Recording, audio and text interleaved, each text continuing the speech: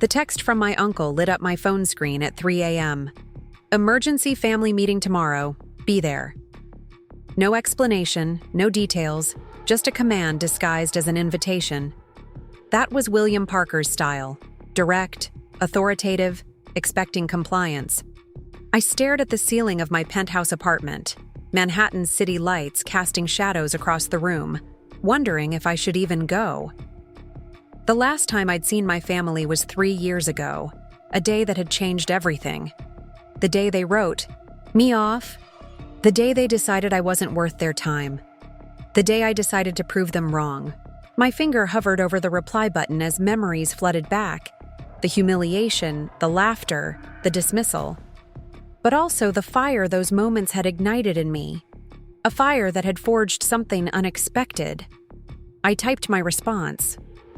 I'll be there, and I'm bringing the jet.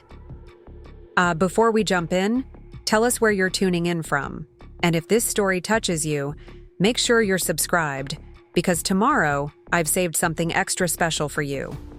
My name is Olivia Reed, and I used to be the family disappointment. Growing up, I was always the odd one out in the prestigious Parker clan. My mother, the youngest Parker sibling, had committed the cardinal sin of marrying for love rather than strategic advantage. My father was a brilliant literature professor with no family connections and even less financial sense. When they died in a car accident during my sophomore year of college, the family reluctantly took me in. Family obligation, my Uncle William would say whenever he introduced me at their social gatherings, as if my existence was a burden he'd nobly chosen to bear. By the time I was 25, everyone else in my generation had followed the Parker blueprint for success. Prestigious degrees, connections through the right fraternities and sororities, strategic marriages, positions at established firms, or family businesses. My cousins Blake and Madison had corner offices by 23. My cousin Eliza was engaged to the son of a senator. Meanwhile, I was trying to build something different. Something mine. I'd always been fascinated by the intersection of technology and medicine. While still in college, I'd created a rudimentary algorithm that could potentially predict adverse drug reactions based on a patient's genetic profile. After graduation, instead of taking the cushy job at my uncle's investment firm that he'd begrudgingly offered, I decided to develop my idea further. This choice was met with eye rolls, condescending, smiles, and behind-my-back whispers from the Parker clan. Playing with her little computer program, Madison would say with a dismissive wave. She'll come around when the money runs out, Blake assured everyone. I lived in a tiny studio apartment in Queens, worked night shifts at a pharmacy to pay bills, and spent every free moment refining my algorithm, learning to code better, and researching the business side of biotech. I called my fledgling company Gene Match, and for 3 years, it consisted of just me and my second-hand laptop. The annual Parker family vacation was a tradition as rigid as their expectations. Every summer, the entire extended family would take an extravagant trip somewhere exotic, a luxury safari in Tanzania, a private yacht through the Greek islands, a chateau in the French countryside. It was non-negotiable. Everyone attended. The planning meeting each spring was treated with the formality of a corporate merger. That particular year, on a rainy April evening, we gathered at Uncle William's Manhattan penthouse for the announcement of the upcoming summer trip. The living room practically dripped with old money, antique furniture that had been in the family for generations, oil paintings of stern-looking Parker ancestors, the kind of understated luxury that didn't need to announce itself. I sat on the edge of an uncomfortable Queen Anne chair, feeling underdressed in my simple black dress among Madison's designer outfit and Eliza's diamond accessories. Aunt Vivian, Uncle William's wife, kept glancing at my practical flats with thinly veiled disapproval. Uncle William stood before the ornate fireplace, scotch in hand, commanding the room's attention without having to ask for it. This year, he announced with practiced gravitas, "We're doing something truly special."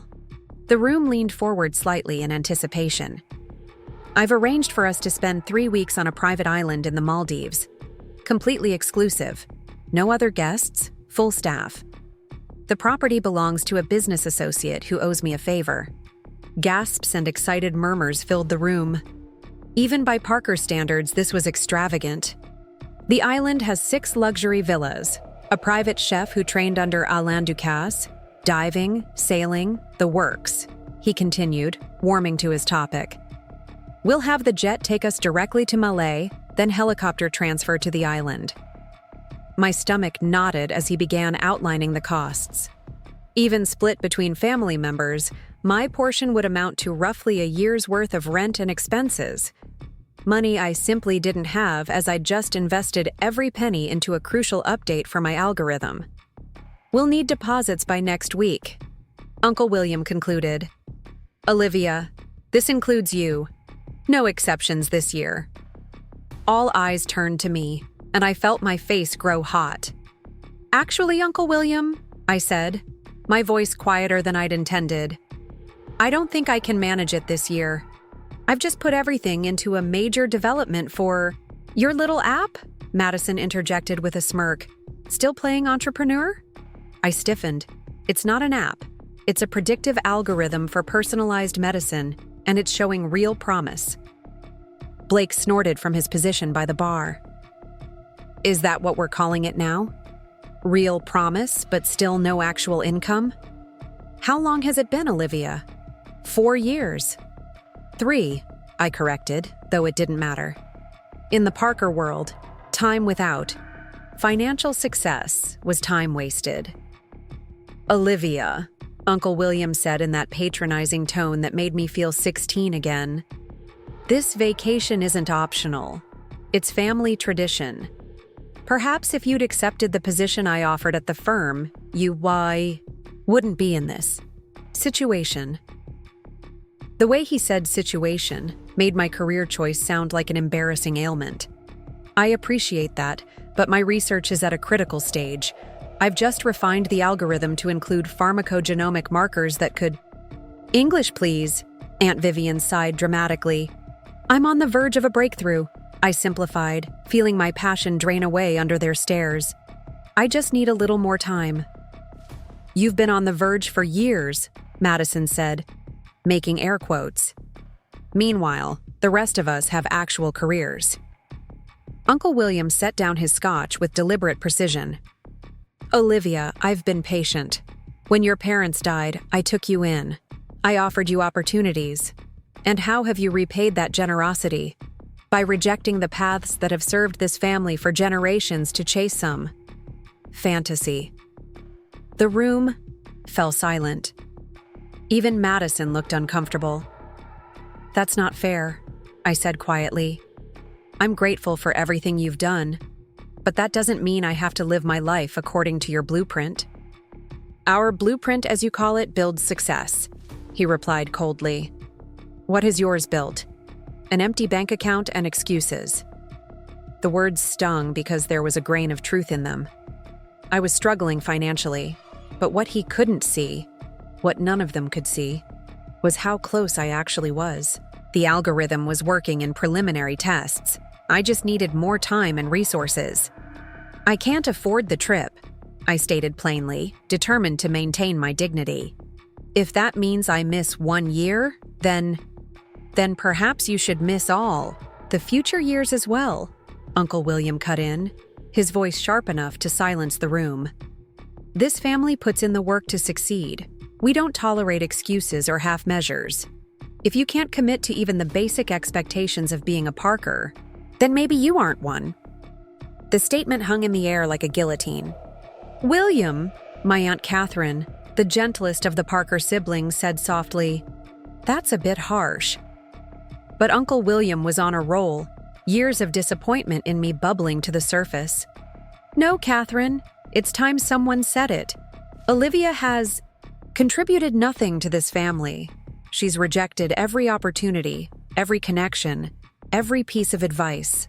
And now she can't even fulfill the minimal obligation of participating in the family vacation. He turned back to me, eyes cold. Your parents would be deeply disappointed in what you've become. That was the moment something broke in me, and something else hardened. I stood up slowly, gathering my coat and bag. My parents, I said, voice shaking slightly but clear, believed in following your passion, in creating something meaningful.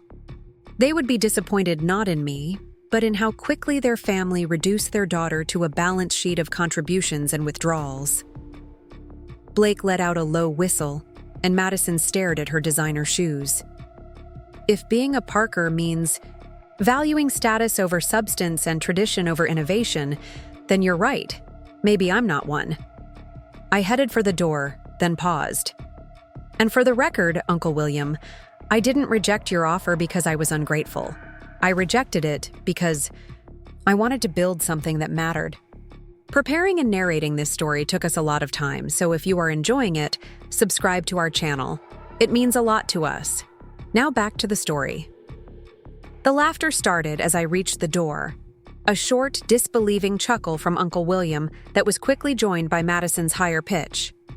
Something that mattered, Uncle William repeated incredulously. Tell me, Olivia, what exactly have you built that matters? Because from where I stand, all you've built is a fantasy to avoid real responsibility. I didn't turn back as I walked out, but their laughter followed me down the hallway to the elevator. It echoed in my head during the long subway ride back to my tiny apartment in Queens, where rent was due and funding was running out. That night, I sat on my worn futon surrounded by research papers and code printouts, trying to find a path forward. The Parker family had been my safety net, dysfunctional and judgmental, but still a connection to my parents, still family. Now I'd cut that cord, or rather, had it cut for me. My phone buzzed with a text from my cousin Eliza. That was brutal. Are you okay? Eliza was the closest thing I had to an ally in the family, though her support never extended beyond private sympathy. She'd never publicly contradict Uncle William or challenge the Parker way. I texted back, I'll be fine. This was coming for a long time. Then I turned my phone off, made a cup of tea, and opened my laptop. If I was truly on my own now, then I needed to succeed not just for myself, but to prove that my parents' values, the ones the Parkers had always looked down on, were worth believing in. The next morning, I woke up with a clarity I hadn't felt in years.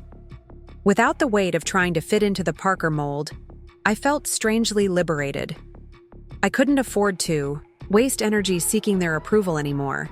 Every ounce of my focus needed to go toward making Gene Match work. I got dressed, walked to the local coffee shop where the baristas knew my order, and made a list of everything I needed to do to keep my company alive, and hopefully, finally, make it thrive. First on the list, funding. My savings were nearly depleted, and without the Parker family connections, I needed to find investors who would see the potential in my algorithm. I'd been avoiding the traditional venture capital route, partly because of horror stories about founders losing control, and partly because I'd hoped to validate the technology further before pitching. But I was out of options and time. For the next 2 weeks, I refined my pitch deck, practiced my presentation until I could deliver it in my sleep, and cold emailed every VC firm and angel investor who had ever shown interest in biotech. Most never replied. Some sent polite rejections. 3 agreed to meetings. The first 2 meetings went poorly. One investor couldn't understand the technical aspects and lost interest. Another understood the technology, but thought the market was too specialized. The third meeting was with Horizon Ventures, a smaller firm that specialized in healthcare innovation. The partner I met with, Dr. Diana Chen, had both an MBA and a background in molecular biology. For the first time, I didn't have to simplify my explanation or justify the market need. Your approach to pharmacogenomics is fascinating, she said, after my presentation, leaning forward in her chair. Particularly the way you've integrated multiple biomarkers rather than focusing on single nucleotide polymorphisms. I blinked in surprise. You actually understand what I'm doing. She laughed. I did my postdoc in pharmacogenomics before I moved to the business side. But more importantly, I understand where this technology could go. The potential to predict adverse drug reactions before they happen, to optimize dosing based on individual genetic profiles. It could transform prescription practices. My heart raced. Finally, someone who saw what I saw. But, she continued, and my hope faltered. Your current iteration is too limited in scope. You're focusing on a narrow set of medications. Your test data is minimal, and you haven't addressed regulatory pathways. I nodded, having anticipated these critiques. Those limitations are primarily due to resources. I've bootstrapped this far, but with proper funding, I could expand the medication database, run larger validation studies, and begin mapping the FDA approval process. Dr. Chen studied me for a long moment. Why hasn't your family's firm invested? The Parkers have a significant presence in biotech investments. The question caught me off guard. Of course she would know about my family. The Parkers' reputation in finance was well established. I considered deflecting but decided on honesty. My family doesn't believe in this project, I said simply. They think it's a waste of time. And what do you think? I think they're wrong, I replied without hesitation. I think this technology could save lives by preventing adverse drug reactions that kill thousands each year. I think personalized medicine is the future, and algorithms like mine will be the foundation. She nodded slowly, then reached for her phone. I need to make a call. Wait here. Left alone in the conference room, I tried not to get my hopes up.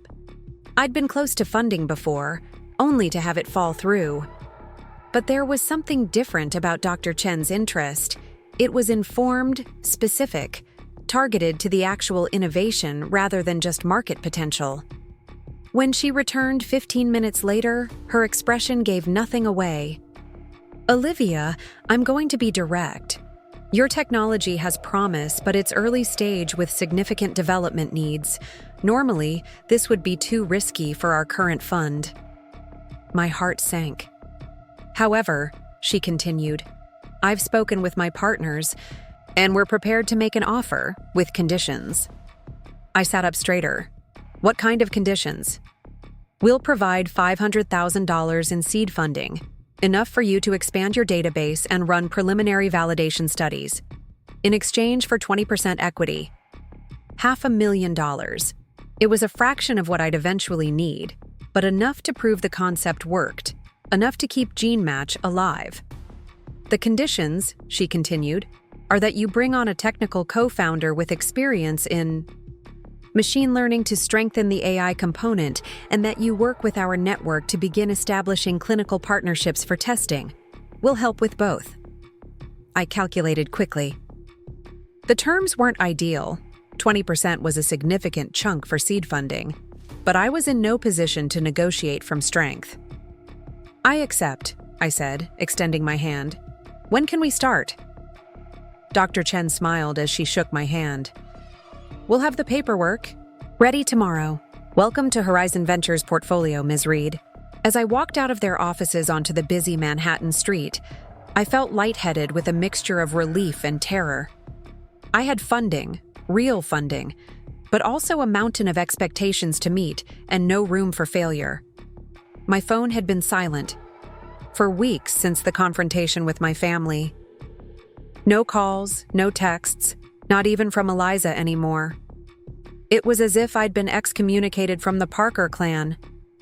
I hesitated, then pulled out my phone and composed a brief email to Uncle William. I've secured seed funding from Horizon Ventures for GeneMatch. I thought you should know. I didn't expect a response, and I didn't get one. The next 6 months were the most intense of my life. With Horizon's help, I partnered with Dr. James Kim, a brilliant machine learning specialist who had recently finished his PhD at MIT. He took one look at my algorithm and immediately saw both its potential and its limitations. Your pharmacogenomic markers are well chosen, he told me during our first working session. But your prediction model is too linear. We need to implement a deep learning approach that can account for complex interactions between multiple genetic factors and drug-metabolic pathways. Together, we rebuilt the core algorithm from the ground up. Dr. Chen connected us with a teaching hospital that allowed us to test our system against anonymized patient data. The results were promising. Our algorithm successfully predicted adverse reactions with 78% accuracy, well above the existing standards. For the first time, I allowed myself to believe that GeneMatch might actually succeed. I moved the company out of my apartment and into a small office space in Brooklyn, hired 2 part-time developers to help James, and began preparing for our first major milestone, a presentation at the International Conference on Biomedical Innovation. The night before the conference, I received a text from Eliza. "Blake saw your company mentioned in a biotech newsletter. Is it true you got funding?" I considered not responding, then typed, "Yes, seed round from Horizon Ventures." Her reply came quickly. "That's amazing, Liv. I always knew you could do it." I frowned at the screen. Had she? I couldn't remember. Eliza ever defending me when Uncle William or Madison dismissed my work. Still, she was reaching out when no one else had. "Thanks. Big presentation tomorrow at ICBI. Good luck. Let me know how it goes." I set my phone aside and returned to reviewing my presentation slides. I couldn't afford to be distracted by family dynamics, not when GeneMatch was finally gaining momentum. The conference presentation exceeded all expectations. Our predictive accuracy results generated immediate interest from pharmaceutical companies looking to reduce adverse events in clinical trials. By the end of the day, I had business cards from 3 potential clients and an invitation to present at a larger healthcare technology conference in San Francisco. When I checked my phone that evening, I had another text from Eliza. "How did it go?" I sent her a brief summary of the positive response. She replied with enthusiasm and then added, "The family is doing the Maldives trip next month. Everyone keeps tiptoeing around your absence. I think Uncle William regrets how things went down." I doubted that. Uncle William Parker did not do regret. But I appreciated Eliza's attempt to maintain a connection. Enjoy the Maldives. GeneMatch is keeping me plenty busy. As weeks turned into months, GeneMatch continued to exceed expectations. We secured our first paying client, a mid-sized pharmaceutical company that wanted to use our algorithm to screen potential participants for a clinical trial. The revenue wasn't substantial, but it validated our business model. Dr. Chen introduced us to additional investors, and we closed a Series A round of $3 million. We moved to larger offices, expanded our team to 12 people, and began developing a user-friendly interface that would allow doctors to easily input patient data and receive personalized medication recommendations. A year after being cut off from the Parker family, GeneMatch was featured in a TechCrunch article about promising healthcare startups. 2 months after that, we won the Innovation Award at a major health tech conference. I occasionally received texts from Eliza with family updates, but otherwise, the Parkers and I existed in separate worlds. I heard through industry contacts that Uncle William's investment firm had had a difficult year, losing a major client and making some ill-advised investments in a market sector that subsequently tanked. I didn't take pleasure in his difficulties. Well, maybe a little, but I was too focused on GeneMatch to dwell on family drama. We were approaching a crucial phase, clinical validation studies that would determine whether we could pursue FDA approval for our platform. The validation studies exceeded our most optimistic projections. In a controlled trial with 500 patients across 5 medications known for variable responses, our algorithm correctly predicted adverse reactions with 89% accuracy. More importantly, when doctors adjusted medications or dosages based on our recommendations, adverse events decreased by 62%. The results were significant enough to attract attention from major healthcare systems and pharmaceutical giants. Suddenly, GeneMatch wasn't just a promising startup, it was a hot commodity. 2 years and 3 months after walking out of Uncle William's penthouse, I found myself sitting across from the CEO of Halcyon Pharmaceuticals, one of the largest drug companies in the world. They wanted to acquire GeneMatch for $75 million.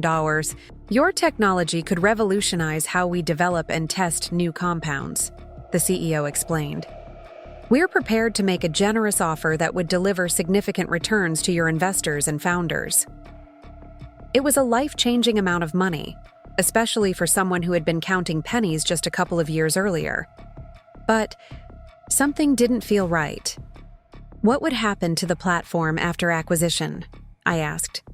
Would it remain available to other pharmaceutical companies and healthcare providers? The CEO's slight hesitation told me everything I needed to know. We would likely incorporate the technology into our proprietary development pipeline. It would give Halcyon a significant competitive advantage. In other words, they would take my algorithm, designed to help all patients avoid adverse drug reactions, and lock it away as their exclusive tool. The broader healthcare impact I'd envisioned would never materialize. I appreciate the offer, I said carefully, but I need to discuss this with my team and board. Back at our offices, I called an emergency meeting with James, Dr. Chen, and our other key investors. I explained the acquisition offer and my reservations. This is an exceptional return on investment, one investor pointed out. Nearly 15x for early investors in just over 2 years. I understand that, I acknowledged. But if Halcyon restricts access to our technology, we're limiting its potential impact.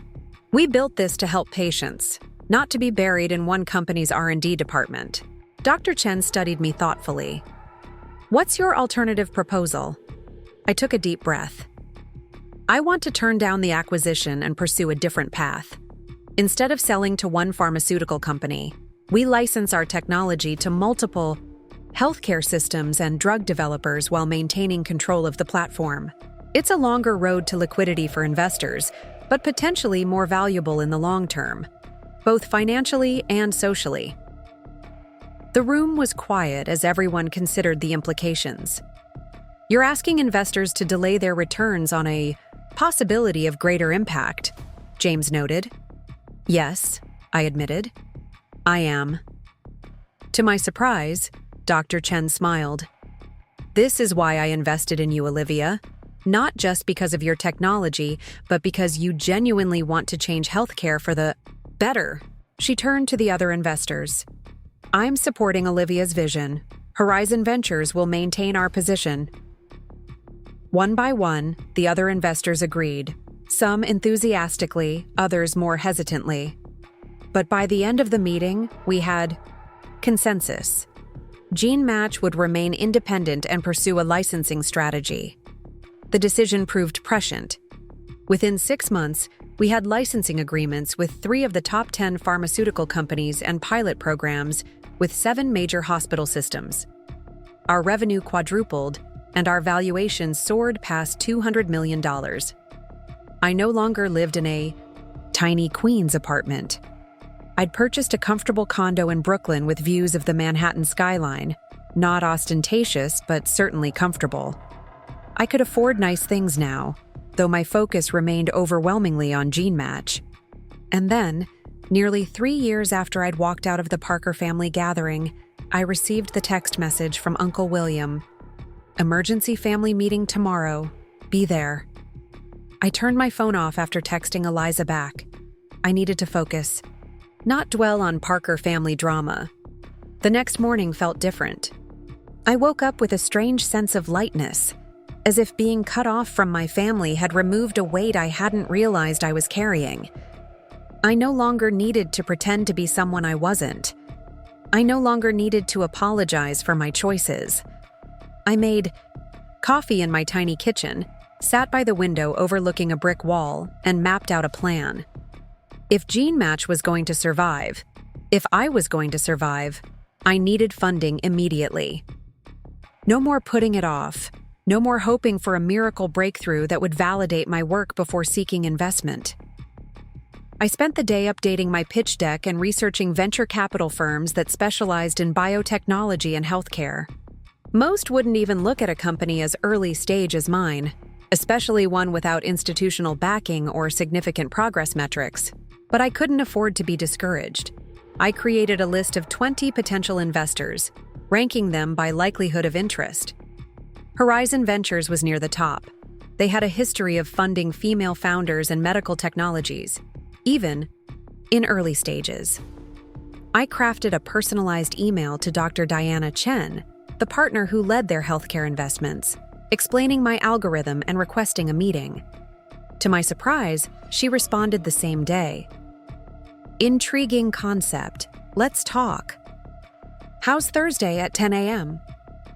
3 days later, I stood in Horizon's sleek offices, nervous but prepared. I'd practiced my pitch dozens of times, anticipating every possible question, refining my answers until they were concise and compelling. Dr. Chen was nothing like I expected. Rather than the stern venture capitalist I'd imagined, she was warm and engaging, with sharp eyes that missed nothing and a quick mind that grasped complex concepts immediately. What was supposed to be a 30-minute introductory meeting stretched to 2 hours as we discussed pharmacogenomics, machine learning approaches, and potential clinical applications. Your algorithm is addressing a real problem, she said toward the end of our conversation. Adverse drug reactions are a leading cause of hospital admissions and a significant burden on healthcare systems. If you can reliably predict which patients will react poorly to specific medications based on their genetic profile, that's valuable. I nodded, trying not to appear too eager. The preliminary tests are promising. We're seeing prediction accuracy above 70% for certain drug classes. But, she continued, tapping her pen thoughtfully against her notepad, you're one person with an algorithm. No team, no clinical validation, no regulatory pathway mapped out. That's a lot of risk. I understand that, I replied. But those are all execution challenges, not fundamental flaws in the concept. With funding, I can build a team, conduct validation studies, and develop a regulatory strategy. Dr. Chen studied me for a long moment, then said something I'll never forget. Sometimes we invest in ideas, sometimes in markets, and sometimes in people. Your idea has merit, the market is substantial, but what I'm most interested in is you, Olivia. Why this problem? Why are you the one to solve it? The question caught me off guard. In rehearsing my pitch, I'd focused on the technology and the market opportunity, not on my personal motivation. But in that moment, I decided honesty was the best approach. My freshman year of college, my roommate had a severe reaction to a common antibiotic. She ended up in the ICU with Stevens-Johnson syndrome. Her skin was literally sloughing off. Later, we learned that a simple genetic test could have predicted she would react that way, but it wasn't standard practice to test before prescribing. That seemed wrong to me, fixable. Then my parents died, and I paused, surprised by the emotion welling up. I hadn't talked about my parents' death in a business context before. My parents died in an accident, but my father had been on a cocktail of medications for a heart condition. One of them made him dizzy occasionally, a known side effect for people with a certain genetic marker. I've always wondered if that played a role in the crash. I can't bring them back, but I can build something that might prevent other families from experiencing similar losses. Dr. Chen nodded slowly. Thank you for sharing that. It helps me understand your commitment. She closed her notepad decisively. I'd like to continue this conversation. Can you come back next week to present to our full investment committee? I left Horizon's offices feeling cautiously optimistic. I hadn't secured funding yet, but getting in front of their investment committee was a significant step forward. The presentation to the committee was more technical and more challenging. 5 partners peppered me with questions about everything from my algorithm's methodology to my go-to-market strategy. I held my ground, acknowledging limitations honestly, but emphasizing the technology's potential. 2 days later, Dr. Chen called with their decision. We'd like to offer you a seed investment of $500,000 for 18% equity in GeneMatch. The amount was less than I'd hoped for, but more than I'd expected. And it was enough to keep the company alive, to start building something real. There are conditions, Dr. Chen continued. You need to bring on a technical co-founder or CTO within 60 days, someone with stronger credentials in machine learning than yours. We have several candidates we can introduce you to, and you need to establish at least one clinical partnership for validation testing within 6 months. Understood, I agreed immediately. When can we start? The funding from Horizon changed. Everything. I moved GeneMatch out of my apartment and into a small office space in a tech incubator in Brooklyn. I met with potential technical co-founders, eventually partnering with Dr. James Kim, a computational biologist with extensive experience in machine learning applied to genetic data. James took one look at my algorithm and immediately identified ways to improve it. Your fundamental approach is sound, he explained, but we can significantly enhance the prediction accuracy by implementing a more sophisticated neural network architecture that better accounts for complex genetic interactions. With James handling the technical development, I focused on building clinical partnerships. Through Horizon's connections, we secured an agreement with Mount Sinai Hospital to test our algorithm against anonymized patient data. The initial results were promising. Our predictions matched actual patient outcomes in 76% of cases, well above the baseline. 6 months after receiving funding, we had a working prototype, preliminary validation data, and a clearer path to commercialization. We hired 2 more people, a bioinformatics specialist and a part-time regulatory consultant who helped us map out the FDA approval process. I occasionally thought about the Parker family, especially when I'd passed certain Manhattan restaurants or landmarks that held memories. But I didn't reach out, and neither did they. Except for Eliza, who sent occasional text messages asking how I was doing. I kept my responses brief and focused on personal updates, never mentioning GeneMatch's progress. A year after walking, away from my family, we achieved our first major milestone, a successful small-scale clinical validation study that demonstrated our algorithm could predict adverse reactions to a class of commonly prescribed antibiotics with 82% accuracy. The results were significant enough to be accepted for presentation at the International Conference on Biomedical Innovation. The morning of my presentation, I was a bundle of nerves. This would be GeneMatch's debut on a significant industry stage, and the audience would include representatives from major pharmaceutical companies, healthcare systems, and potential investors. As I waited backstage, scanning my presentation notes one last time, I glanced up to see a familiar face in the front row of the auditorium. Blake Parker, my cousin, sitting next to an older man I recognized as the CEO of Parker Investments' biotech division. My stomach dropped. What was Blake doing here? Had he come to witness my failure? To report back to Uncle William about my latest embarrassment? There was no time to dwell on it. The moderator was introducing me, and I was walking onto the stage, my heart pounding in my ears. Good morning, I began, my voice steadier than I felt. I'm Olivia Reed, founder and CEO of GeneMatch. We're developing a predictive algorithm that uses pharmacogenomic data to anticipate adverse drug reactions before they occur. For the next 20 minutes, I presented our technology, methodology, and validation results. As I spoke, I could see Blake taking notes, his expression unreadable. But others in the audience were visibly engaged, nodding along, leaning forward in their seats.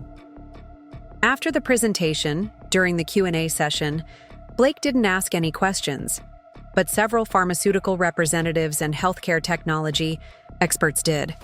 Their inquiries thoughtful and demonstrating genuine interest in our approach. As I left the stage, a small crowd gathered around me, handing me business cards and requesting follow-up meetings.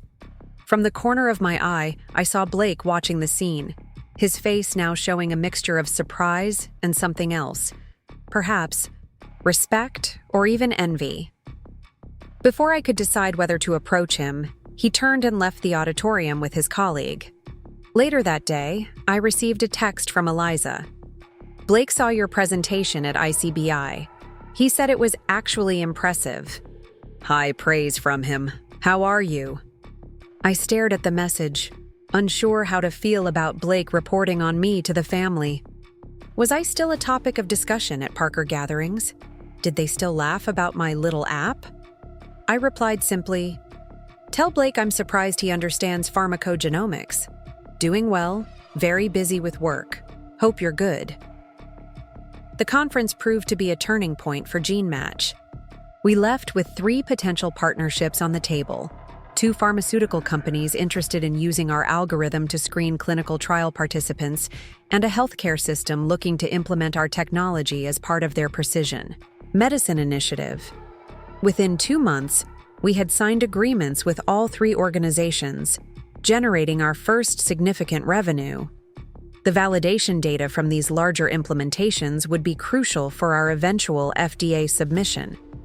As GeneMatch grew, so did our team and our ambitions. We moved to larger offices, hired more data scientists and bioinformaticians, and expanded our algorithm to cover additional medication classes. James and I worked long hours, often staying at the office until midnight, fueled by takeout food and the excitement of building something meaningful. "We should raise a Series A," James suggested one evening as we reviewed our latest validation results. "These numbers are strong enough to attract significant investment, and we need the capital to scale." He was right. Despite our progress, we were still operating on a shoestring budget, stretching our seed funding as far as possible. A Series A round would allow us to accelerate development, expand our team, and pursue FDA approval more aggressively. With Horizon's support, we prepared for a fundraising roadshow. Dr. Chen helped us refine our pitch and introduced us to potential investors. "You're not the same nervous founder who walked into my office a year ago," she observed during a practice session. "You've grown into this role." Her words made me reflect on how much had changed. I was no longer the uncertain young woman trying to prove herself to her dismissive family. I was a CEO with concrete achievements, leading a team-building technology that could save lives. The validation I had once sought from the Parkers now came from our users, our partners, and our growing impact. Our Series A roadshow exceeded expectations. We raised $2 million led by Horizon with participation from 2 healthcare-focused venture funds. The valuation, $22 million post-money, was higher than we had anticipated, reflecting the market's confidence in our technology and traction. 2 years after walking out of Uncle William's penthouse, GeneMatch had transformed from a concept into a respected early-stage company with 15 employees, partnerships with 5 pharmaceutical companies and 3 healthcare systems, and a clear path to regulatory approval. I had transformed too. I now lived in a comfortable loft in Brooklyn, wore clothes that actually fit my budget and position, and had developed the confidence that comes from building something successful. I still worked long hours, but now I had a team to share the load and celebrate the wins. And then came the email from Halcyon Pharmaceuticals, one of the largest drug companies in the world. Their chief innovation officer wanted to meet to discuss a strategic opportunity. I knew what that meant: acquisition interest.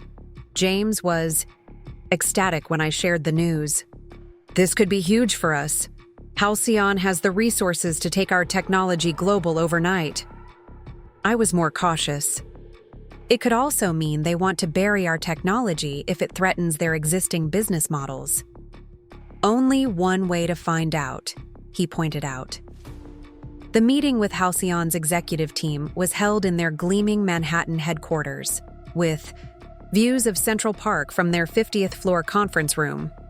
Their chief innovation officer, Dr. Robert Chen, led the discussion, flanked by their chief medical officer and head of business development. "We've been watching GeneMatch with great interest," Dr. Chen began. "Your approach to pharmacogenomic prediction is impressive, and your validation data is compelling. We see significant potential for integration with our drug development pipeline." What followed was a detailed discussion of how Halcyon envisioned using our technology, screening candidates for clinical trials to reduce adverse events, tailoring dosing strategies for existing medications, and potentially developing new drugs specifically designed for particular genetic profiles. "We believe there's a strong strategic fit between Halcyon and GeneMatch," Dr. Chen concluded. "We'd like to discuss acquisition terms." The number they mentioned, $80 million, made my heart race. It was far more than I had expected for a company at our stage, a testament to how valuable they considered our technology. "We'd want you to stay on to lead the integration and continued development," their head of business development added. "This would be a partnership, not just an acquisition." I promised to discuss the offer with my team and board, and we agreed to reconnect in a week. As I left their offices and stepped onto Park Avenue, my mind was spinning. $80 million. Life-changing. Money for everyone involved, especially me as the majority shareholder. But something didn't feel right. I couldn't pinpoint it immediately, but as I walked, the unease crystallized. If Halcyon acquired us, they would control how our technology was used. They would decide which medications to test, which genetic markers to prioritize, which patient populations to serve. The algorithm I had built to help patients avoid adverse drug reactions would become a proprietary tool for a single pharmaceutical company, potentially hidden behind corporate walls and profit motives. By the time I reached our offices in Brooklyn, I had made my decision. I called an emergency board meeting for the following morning. "I appreciate Halcyon's interest and the generous offer," I told our board, which included Dr. Chen from Horizon and 2 other investor representatives. "But I believe accepting it would compromise GeneMatch's mission and potential impact."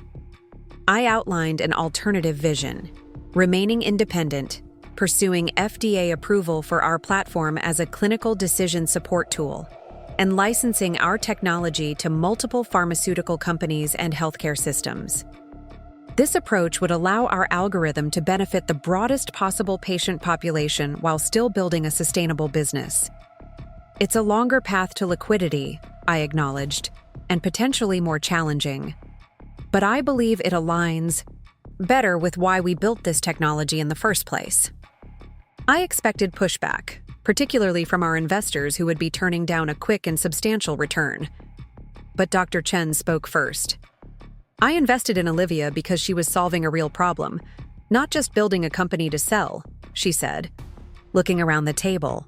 "If she believes the independent path better serves that mission, I support her decision." The other board members asked thoughtful questions about the financial projections for each path, the regulatory challenges, and the competitive landscape. But ultimately, they deferred to my judgment as founder and CEO. We declined Halcyon's offer, politely but firmly.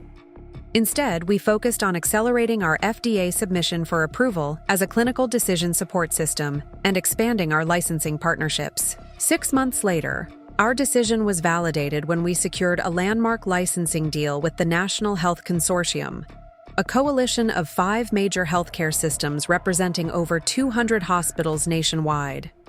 The deal would make our technology available to thousands of physicians and millions of patients, with a revenue model based on usage and outcomes. The press release announcing the partnership generated significant industry attention, including a feature article in a prominent healthcare technology publication. That evening, as I was about to leave the office after celebrating with our team, my phone buzzed with a text from a number I didn't recognize. "Olivia, it's Uncle William. We need to talk. Family emergency. Call me." 3 years after cutting me off, 3 years of silence, and now suddenly a family emergency required my attention. The timing, right after GeneMatch had received positive press coverage, seemed suspicious. I didn't call him back that night, or the next day. Instead, I focused on our implementation planning with the National Health Consortium, a complex process that required my full attention. 3 days later, another text arrived. Olivia, please. It's about Parker Investments. We're in trouble. This caught my attention. Parker Investments in trouble? The firm had been a pillar of stability for generations. What could have happened? I hesitated, then called the number. Olivia. Uncle William's voice sounded tired, lacking its usual authoritative tone. Thank you for calling back. What's the emergency? I asked, keeping my voice neutral.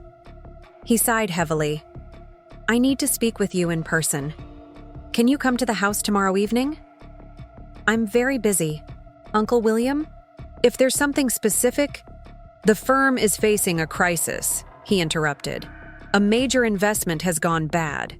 Catastrophically bad. We're looking at significant losses, potential lawsuits, even regulatory scrutiny. He paused, and I could hear the strain in his voice. I need your help. The William Parker I knew would never admit to needing help, especially not from me. Something was seriously wrong. What kind of help? I asked cautiously. Your company, your technology, it has applications beyond clinical medicine, doesn't it? For predictive modeling in other domains? Now I understood. He wasn't interested in reconnecting with his estranged niece. He wanted access to GeneMatch's algorithm. Our technology is specifically designed for pharmacogenomic applications, I replied coolly. It's not a general-purpose predictive tool, but the underlying methodology, neural networks, machine learning, those have broader applications, he pressed. Your team could adapt it. My team is fully committed to our healthcare partnerships and FDA submission. He was silent. For a moment, then said something I never thought I'd hear from William Parker. Please, Olivia. I wouldn't ask if it wasn't critical.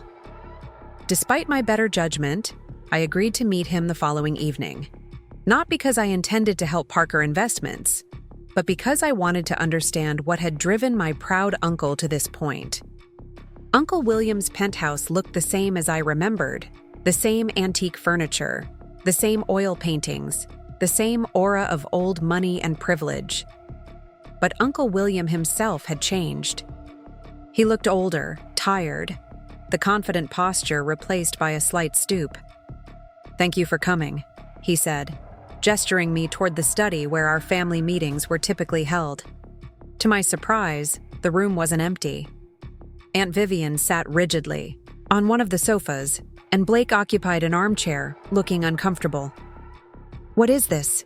I asked, immediately on guard. I thought we were having a private conversation.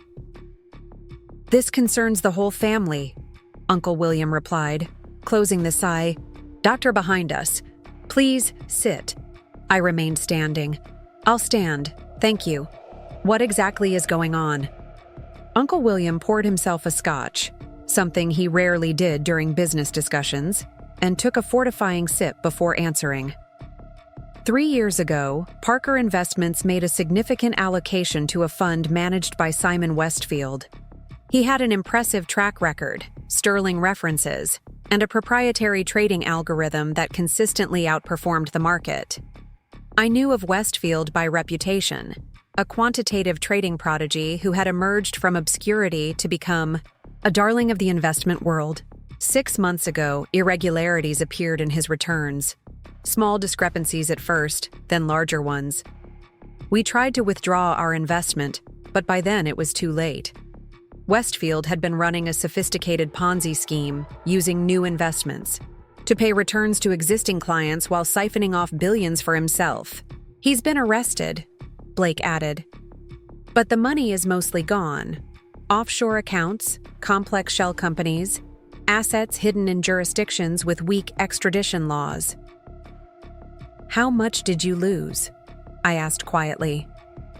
Uncle William's hand tightened around his glass. $800 million. The amount was staggering, even for a firm of Parker Investments' size. That's not all, he continued. We had brought several of our most important clients into Westfield's fund. They lost billions collectively. They're threatening lawsuits, claiming we failed in our due diligence. And did you? I asked. Blake shot me a resentful look, but Uncle William nodded slightly. In retrospect, there were warning signs we missed. Westfield's algorithm was a black box. He never fully explained his methodology, claiming it was proprietary. So, what do you want from me? I asked, though I already knew. Your expertise in algorithmic validation, he replied. Your company has developed rigorous methods for testing and validating predictive algorithms in healthcare, an area with strict regulatory requirements and significant consequences for failure. We need similar rigor for evaluating investment algorithms. You want me to develop a framework for vetting financial algorithms, I clarified. Yes. And potentially, he hesitated, glancing at Blake. Potentially to address our board and key clients, explaining the methodology and lending your credibility to our reformed due diligence process. My credibility, I repeated, unable to keep the edge from my voice. The same credibility you dismissed 3 years ago when you called my work a fantasy? When you told me I had contributed nothing of value to this family? Uncle William had the grace to look ashamed. I was wrong, Olivia. Your success with Gene Match has proven that beyond any doubt. So now that I'm successful, now that you need something from me, suddenly my work has value? That's not fair, Blake interjected. We're talking about the future of Parker Investments, a company that's been in our family for 4 generations. This affects all of us, including you. Does it? I raised an eyebrow. I haven't been part of this family for 3 years, remember? By Uncle William's own declaration. Aunt Vivian spoke for the first time, her voice tight. Olivia, whatever disagreements we've had in the past, this is bigger than any of us. The firm's reputation, our family's legacy, it's all at risk. I looked around at their faces, concerned, desperate, but also expectant. Even now, they assumed I would help because that's what family does, even after everything. I need time to think about this, I said finally. I'll let you know my decision tomorrow. As I left the penthouse and stepped into the warm evening air, my thoughts were jumbled. Part of me, a small, vindictive part, felt a surge of satisfaction at seeing Uncle William humbled, forced to ask for my help after dismissing me so thoroughly. But another part recognized the genuine crisis facing the firm and the family. Parker Investments employed hundreds of people whose livelihoods would be affected. And despite everything, these people were still my family, my last connection to my parents. Back in my Brooklyn loft, I poured a glass of wine and called the one person I knew would give me honest advice, James. They want to use our validation methodology for financial algorithms, he summarized after I explained the situation. That's actually not a bad application. The underlying principles of algorithmic validation are similar across domains. That's not the point, I sighed. It's about them only valuing me and my work now that they need something. So this is about your family dynamics, not the technical request. Yes, no, I don't know. I ran a hand through my hair in frustration. They threw me away, James. Told me I was worthless unless I followed their path. And now they want my help saving them from their own mistake. What do you want to do? He asked simply. I thought about it. Really thought about what would bring me peace. I want them to acknowledge they were wrong, not just about my business potential, but about their whole approach to measuring a person's worth. Then maybe that's your price, James suggested. Not money, not equity, but something more valuable, recognition and change. The next morning, I texted Uncle William. I'll meet you at my office at 2 p.m. Come alone. Gene Match's offices were a stark contrast to the Parker Investments headquarters. Open, modern, collaborative spaces filled with diverse team members working on technology that could genuinely improve lives. I wanted Uncle William to see what I had built, to understand it wasn't just a successful business but a meaningful one. He arrived precisely at 2 p.m., looking slightly out of place in his bespoke suit among our casual tech environment. I gave him a brief tour, introducing him to key team members and explaining our work in terms he could understand. "This is impressive, Olivia," he said as we settled in my modest office. "You've built something remarkable here." "Thank you," I acknowledged. "Now, about your request. I've given it considerable thought." He leaned forward expectantly. "I'm willing to help Parker Investments develop a robust validation framework for investment algorithms," I said. "James and I will personally oversee the methodology development and implementation." Relief washed over his face. "Thank you, Olivia. The board will be—" I held up a hand to stop him. "I'm not finished. There are conditions." His expression tightened slightly, but he nodded for me to continue. "First, this will be a formal business engagement between GeneMatch and Parker Investments, with appropriate compensation for our time and expertise. We're not doing this as a family favor." "Understood," he agreed immediately. "Second, Parker Investments will establish a $10 million fund for supporting women entrepreneurs in STEM fields, with a focus on those developing technologies with social impact. The fund will operate independently, with its own investment committee that includes at least 3 women with relevant expertise." This gave him pause. $10 million is a fraction of what you lost through inadequate due diligence, I finished for him. "And an investment in preventing similar myopia in the future by diversifying the perspectives in your industry." He considered this, then nodded reluctantly. "What else?" "Finally," I said, meeting his gaze directly, "a personal condition. I want a family meeting. Everyone present, including Madison, Blake, Eliza, everyone. At that meeting, you will publicly acknowledge that you were wrong about me, about my choices, and about your narrow definition of success and value." Uncle William's jaw tightened. This, I knew, would be the hardest pill for him to swallow. William Parker did not admit mistakes, especially not publicly. "Is your pride worth more than the future of Parker Investments?" I asked quietly. He looked at me for a long moment, perhaps seeing me clearly for the first time, not as his wayward niece who needed guidance, but as a successful businesswoman with leverage and principles. "Very well," he said finally. "All 3 conditions. When can you start?" "We'll begin developing the framework immediately," I replied. "And I expect the family meeting to be scheduled within 2 weeks." As he stood to leave, he extended his hand. "You drive a hard bargain, Olivia. Your mother would be proud." I shook his hand firmly. "Yes, she would. She always believed in standing up for your worth." As promised, the Parker family gathered. 2 weeks later, not at Uncle William's penthouse, but at a private dining room in a neutral location, a high-end restaurant in Midtown. Everyone was there. Uncle William and Aunt Vivian, Blake and his wife Madison, Eliza, Aunt Catherine and her husband, even cousins I hadn't seen in years. The tension was palpable as we took our seats. Madison couldn't quite meet my eyes, and Blake seemed uncomfortably interested in the table settings. Only Eliza offered a small, encouraging smile.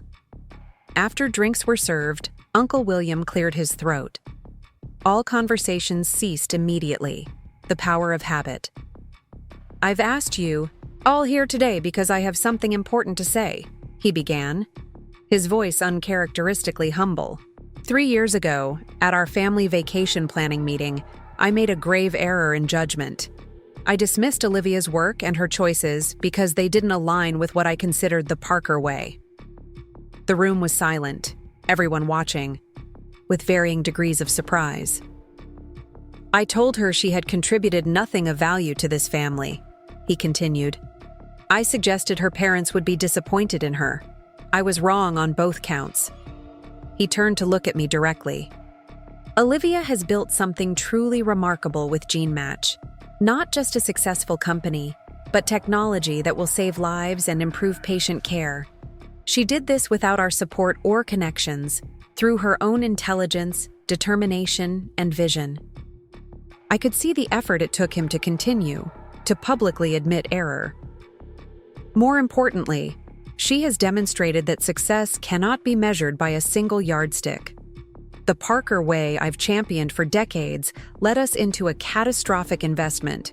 Mistake that Olivia's approach, rigorous validation, questioning assumptions, valuing substance over status, might have prevented. He raised his glass. So I want to apologize to Olivia, publicly and unequivocally.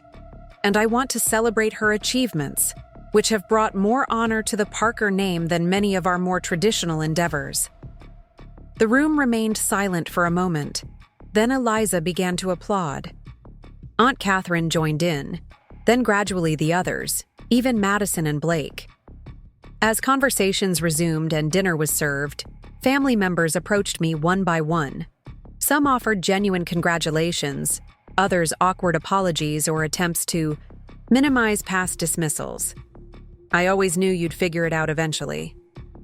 Madison surprised me with what seemed like sincerity. I was jealous, she admitted quietly. You had the courage to build something of your own instead of just taking the easy path like I did. The family gathering wasn't a magical reconciliation. Years of judgment and dismissal couldn't be erased by a single dinner. But it was a beginning, a shift in the family dynamic that acknowledged different definitions of success and contribution. Over the following months, GeneMatch worked closely with Parker Investments to develop a comprehensive validation framework for investment algorithms. The process was challenging but ultimately successful, helping the firm recover from the Westfield disaster and rebuild trust with clients. The Women in STEM Fund was established as promised, with an independent investment committee that included leading female scientists and entrepreneurs.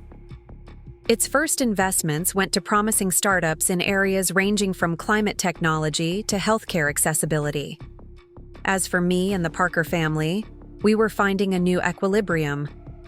I attended the next family vacation, which I could now easily afford, though I flew separately rather than joining the family jet. Old habits and perceptions were slow to change completely.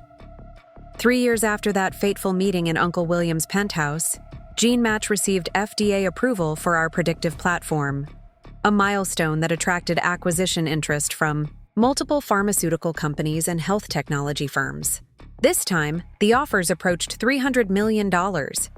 James and the board were eager to consider the opportunities, but I had a different vision. I wanted GeneMatch to remain independent, to continue expanding our impact without corporate constraints. To achieve this, I would need significant capital. That evening, I sent a text to Uncle William. Need to discuss a business opportunity. Private jet leaving tomorrow at 10 a.m. from Teterboro. Are you free? His reply came quickly. I'll be there. The next morning, as Uncle William arrived at the private terminal and saw me standing beside the sleek jet with GeneMatch's logo, on the tail his expression was priceless. A mixture of surprise, respect, and perhaps a touch of irony as he recalled his dismissive laughter years earlier. Quite a step up from the subway, Olivia, he remarked as we boarded. Yes, I agreed with a small smile. Turns out my little fantasy paid off. As the jet took off, carrying us toward a future partnership I would never have imagined 3 years earlier, I reflected on the journey. They had laughed when I couldn't afford the family trip. Now they were silent and slightly awed when my private jet arrived. But the true victory wasn't in the jet, the money, or even proving them wrong. It was in staying true to my vision despite their doubt, in building something meaningful on my own terms, and in finding the strength to offer help when it was needed, even to those who had once turned their backs on me. That, I realized, was the legacy my parents would truly be proud of. As the GeneMatch team celebrated the successful partnership, with Parker Investments, I found myself in an unexpected position. Uncle William had become one of our most vocal advocates, opening doors to healthcare organizations and pharmaceutical companies that might have taken years to penetrate otherwise. The validation framework we'd developed for his firm had attracted attention beyond the financial sector, with regulatory agencies expressing interest in our methodology for evaluating healthcare algorithms more broadly. 6 months after our reconciliation dinner, GeneMatch had doubled in size to 30 employees. We'd moved to a larger office in a renovated industrial building in Dumbo, with views of the Manhattan skyline across the East River. Our algorithm now covered 12 major medication classes, and our clinical partnerships had expanded to include 2 of the largest hospital networks in the country. One rainy Tuesday morning, I arrived at the office to find James waiting by my door, unusually serious. FDA just published new guidance on algorithmic medical devices, he said without preamble. It's going to impact our approval pathway. I followed him to the conference room where he'd projected the document onto the screen. The FDA had created a new classification for high-risk predictive medical algorithms, with stricter validation, requirements, and a longer approval timeline than we had anticipated. This changes everything, I said, scanning the technical requirements. Our current validation studies don't meet these specifications. James nodded grimly.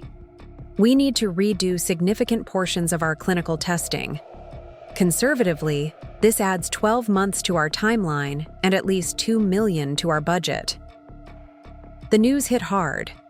We had been making such good progress, and our current funding round would not accommodate this kind of delay and additional expense. We need to talk to our investors, I said, pulling out my phone to text Dr. Chen. Her response was immediate. Coming over. Hold tight. 2 hours later, Dr. Chen sat across from James and me, reviewing the new requirements and our revised projections. This is a serious setback, she acknowledged, but not insurmountable. The good news is that your technology is still valuable, perhaps even more so now that the bar for approval has been raised. Fewer competitors will be able to meet these standards. That's cold comfort if we can't meet them either, I pointed out. You can, but you'll need more capital, she replied matter-of-factly. I think it's time to accelerate your Series B. We were planning for next year, but given these circumstances, we should move now. Who's going to invest in a company that just had its timeline extended by a year? James asked. Dr. Chen smiled slightly. The same people who recognize that when regulations tighten, the companies that can navigate them successfully become more valuable, not less. She was right, of course. The new regulations were a barrier, but also an opportunity for companies with the resources and expertise to meet them. GeneMatch had demonstrated our technical capabilities and clinical value. We just needed the capital to complete the more rigorous validation process. I'll make some calls, Dr. Chen promised as she left. In the meantime, prepare a revised regulatory strategy that addresses these new requirements.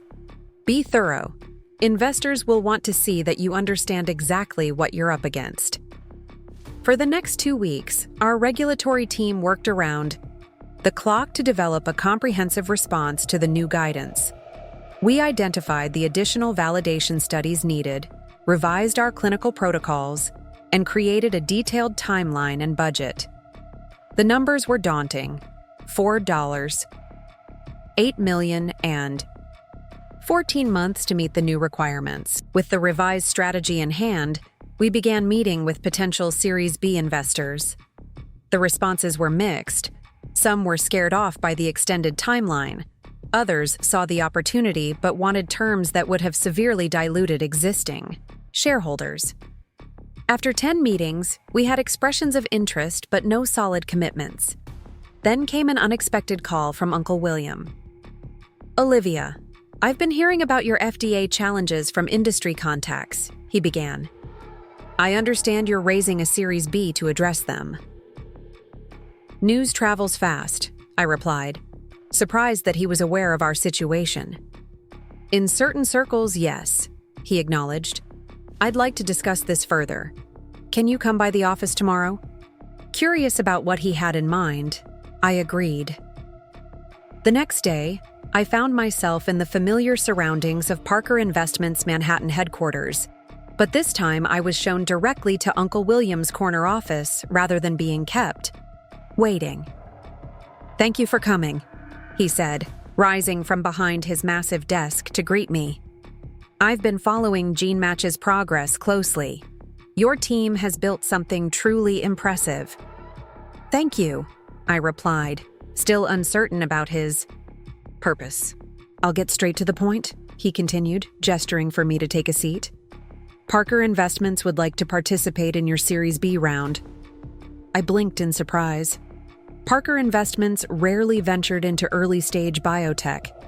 Their portfolio typically consisted of established companies or late-stage investments with clear paths to exits. "That's unexpected," I admitted. "We're still at least a year from FDA approval under the new guidelines. That's not typically within Parker's investment horizon." Uncle William nodded. "You're right. But we've been reconsidering our approach to biotech investments. The validation framework you developed for us has changed how we evaluate risk in this sector." He paused, then added more personally, "And I've learned that focusing solely on short-term returns can mean missing opportunities with greater long-term potential." I studied him, looking for signs of the old William Parker, calculating solely focused on financial metrics, dismissive of anything that couldn't be immediately monetized. Instead, I saw someone who seemed genuinely interested in GeneMatch's potential impact, not just its return profile. "What exactly are you proposing?" I asked. "Parker Investments would lead your Series B with $5 million at a $40 million pre-money valuation. We would help bring in other investors to complete a $10 million round. In return, we ask for a board seat and regular consultation on your commercial strategy as you approach FDA approval." The valuation was fair, higher than most offers we'd received, and the board seat request was standard. The consultation arrangement was unusual, but potentially valuable given Parker's extensive network in healthcare. "I'll need to discuss this with my existing investors and board," I told him, "but I appreciate the offer." Uncle William nodded. "Of course, take the time you need. But Olivia," he added as I stood to leave, "I want you to know that this isn't about family obligation. Parker Investments believes in what you're building. The fact that you're my niece is irrelevant to the investment thesis." Those words meant more than he could know. For years, I'd fought to be judged on the merits of my work rather than my family connections. Both the advantages and the limitations, they conferred. Now, Uncle William was offering exactly that. A professional relationship based on mutual respect and shared goals. "Thank you," I said simply. "That matters." After consulting with Dr. Chen and our board, we accepted Parker Investments' offer.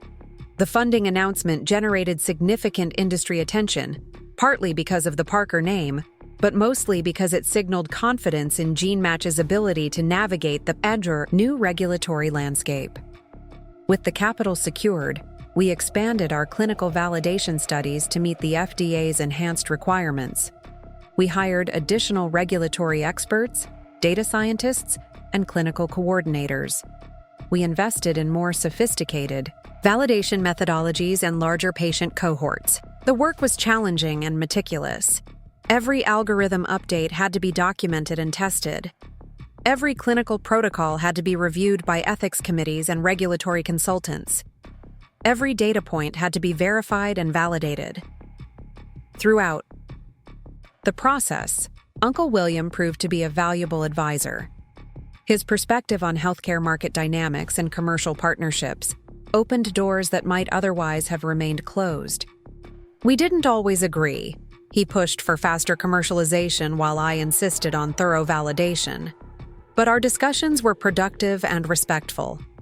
14 months after the FDA's guidance publication, we submitted our completed application for approval of the GeneMatch platform As a clinical decision support tool for medication selection, the documentation filled dozens of digital volumes, representing thousands of hours of work by our team and clinical partners.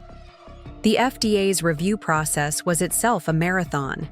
Initial questions led to clarifications, additional data requests, and meetings with regulatory officials. 6 months into the review, we received word that an advisory committee would evaluate our submission, a positive sign that we had cleared the initial hurdles. The advisory committee meeting was scheduled for May 15th at the FDA's White Oak campus in Maryland. It would be a public forum where our team would present our technology, methodology, and validation results, followed by questions from committee members and a vote on their recommendation to the FDA.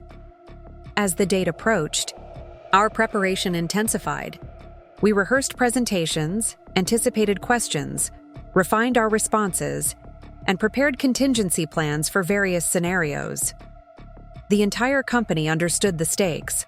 This committee's recommendation would likely determine the fate of the GeneMatch platform. The night before the meeting, I could barely sleep. I kept reviewing key data points and practicing answers to the most challenging questions we might face. By morning, I was running on adrenaline and coffee as our team made its way to the FDA campus. The advisory committee room was intimidating, a formal setting with rows of tables arranged in a U-shape for committee members, a central table for FDA staff, a podium for presenters, and gallery seating for observers. As we set up our materials, I noticed the observer section filling with people, industry representatives, patient advocates, healthcare providers, and to my surprise, several members of the Parker family. Uncle William, Blake, and even Madison had made the trip to Maryland to show support. The committee chair called the meeting to order, and the proceedings began with introductions and procedural matters. Then it was my turn to present. I approached the podium, taking a deep breath to steady my nerves. "Good morning," I began, my voice stronger than I felt. "I'm Olivia Reed, founder and CEO of GeneMatch. We're here today to present our predictive algorithm for personalized medication selection based on pharmacogenomic profiling." For the next 45 minutes, I explained our technology, methodology, and clinical validation results.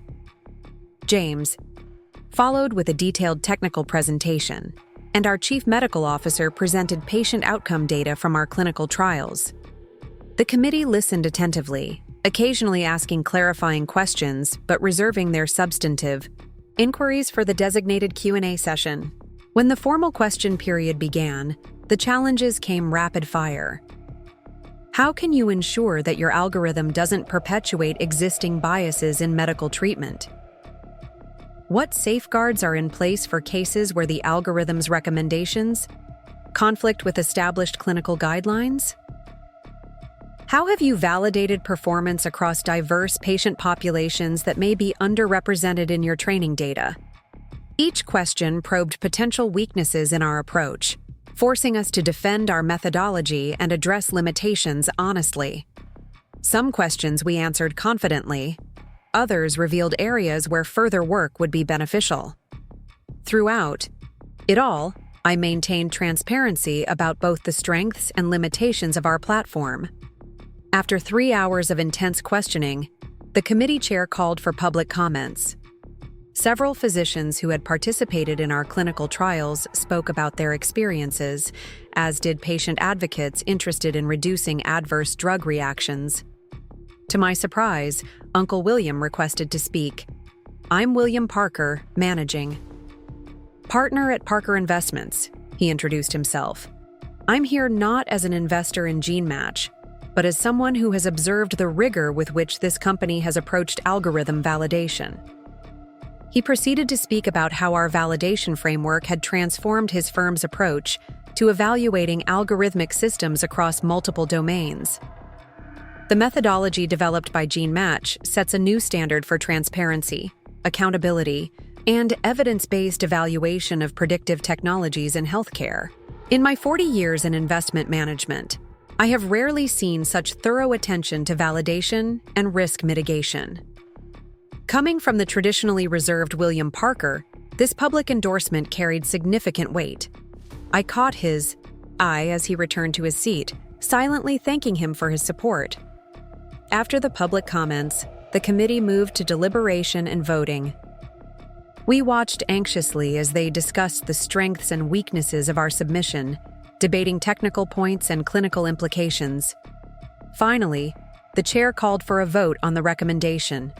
The result: 11 in favor, 2 against, 1 abstention. A strong positive recommendation to the FDA for approval of the GeneMatch platform. The room erupted in applause from our team and supporters. James squeezed my shoulder in silent congratulation. Our chief medical officer actually wiped away tears. Years of work, millions in investment, countless hours of dedication, all validated in that moment. As we gathered our materials, Uncle William approached with Blake and Madison. "Congratulations, Olivia," he said warmly. "That was masterfully handled." "You were incredible," Madison added, seeming genuinely impressed. "The way you answered those technical questions without hesitation." "Thanks for being here," I told them, surprised by how much their presence meant to me. "It's been a long road." "And it's not over yet," Blake reminded me, ever the pragmatist. "The FDA still has to make its final decision." "True," I acknowledged, "but they typically follow committee recommendations, especially one this strong." We celebrated that evening with dinner at a nearby restaurant. The GeneMatch team, our key investors including Dr. Chen, and the Parker contingent. The conversation flowed easily between technical discussions of the committee's questions, reminiscences about our journey, and plans for commercialization following approval. Looking around the table, I was struck by the unlikely alliance we had formed. 3 years earlier, Uncle William had dismissed my work as fantasy. Now he was discussing market strategy for its deployment. Madison, who had once mocked my little app, was asking thoughtful questions about our user interface design. Blake, always the numbers person, was analyzing potential revenue streams with James. And me? I had gone from the family disappointment to a CEO on the verge of bringing a revolutionary technology to market. But more importantly, I had remained true to my vision despite the doubts and dismissals. I had built something meaningful, something that would help patients avoid harmful medication reactions and improve healthcare outcomes. 3 months after the advisory committee meeting, we received the official notification. The FDA had approved the GeneMatch platform for clinical use in medication selection across 8 major drug classes. The approval included some limitations and post-market surveillance requirements, but it was essentially what we had hoped for: a green light to bring our technology to healthcare providers nationwide. The news transformed GeneMatch overnight. Our valuations soared as healthcare systems and pharmaceutical companies lined up to implement our platform. We expanded rapidly, hiring dozens of new employees to support deployment and ongoing development. Our offices could no longer contain us, and we leased an entire floor in a downtown Brooklyn building, with room to grow. 9 months after FDA approval, GeneMatch had partnerships with 14 of the 20 largest healthcare systems in the country. Our platform was being used by thousands of physicians to guide medication selections for hundreds of thousands of patients. Early outcome data showed a 58% reduction in serious adverse drug reactions among patients whose treatments were guided by our algorithm. The success brought new challenges and opportunities. We were approached by international healthcare organizations interested in bringing the platform to their markets, each with its own regulatory requirements and healthcare dynamics. Major pharmaceutical companies wanted to integrate our technology into their drug development pipelines. Technology giants offered partnerships that would expand our reach exponentially. Each opportunity required careful evaluation. I was determined to maintain GeneMatch's independence and mission focus while pursuing sustainable growth. With the board's support, I established clear criteria for partnerships and expansion. They had to enhance patient outcomes, preserve data, privacy, maintain clinical autonomy, and align with our long-term vision of personalized medicine. As GeneMatch flourished, my relationship with the Parker family evolved. The annual family vacation, once a source of humiliation, became a welcome. Respite from the demands of running a rapidly growing company. Uncle William and I developed a genuine friendship based on mutual respect and shared business interests. Madison, inspired by GeneMatch's success, left her corporate job to join a healthcare startup focused on mental health technologies. Even Blake seemed to have softened, occasionally seeking my advice on technology investments. 4 years after that fateful dinner, where I'd been told I contributed nothing of value to the family, I was invited to give the keynote address at the Parker Family Foundation's annual gala, a prestigious event attended by business leaders, politicians, and philanthropists. The foundation had recently launched a major initiative supporting healthcare innovation focused on underserved populations, with GeneMatch as a key technical partner. Standing at the podium, looking out at the elegantly dressed crowd that included my once dismissive family members, I reflected on the journey that had brought me there. 4 years ago, I began, I was at a crossroads. I had a vision for technology that could transform how we prescribe medications, making treatment more precise, more personalized, and ultimately safer for patients. But I also had limited resources, no institutional backing, and plenty of skeptics who told me my vision was unrealistic. I caught Uncle William's eye in the front row, and he nodded slightly, acknowledging our shared history.